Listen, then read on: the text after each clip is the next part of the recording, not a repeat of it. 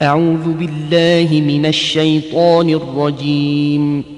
சபிக்கப்பட்ட ஷைத்தானை விட்டு அல்லாஹ்விடம் நான் பாதுகாப்பு தேடுகின்றேன்.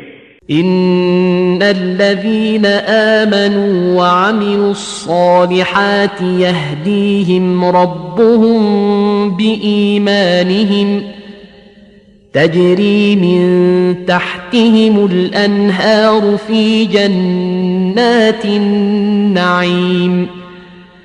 ஆனால் உண்மையில் எவர்கள் இறை நம்பிக்கை கொண்டு, அதாவது இவ்வேதத்தில் எடுத்துரைக்கப்பட்ட சத்தியங்களை ஏற்றுக்கொண்டு நற்செயல்கள் புரிந்து கொண்டிருந்தார்களோ அவர்களை அவர்களின் ஈமான் நம்பிக்கையின் காரணத்தால் அவர்களுடைய இறைவன் நேர்வழியில் செலுத்துவான்.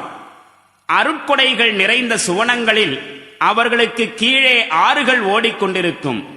دعواهم فيها سبحانك اللهم وتحيتهم فيها سلام وآخر دعواهم أن الحمد لله رب العالمين.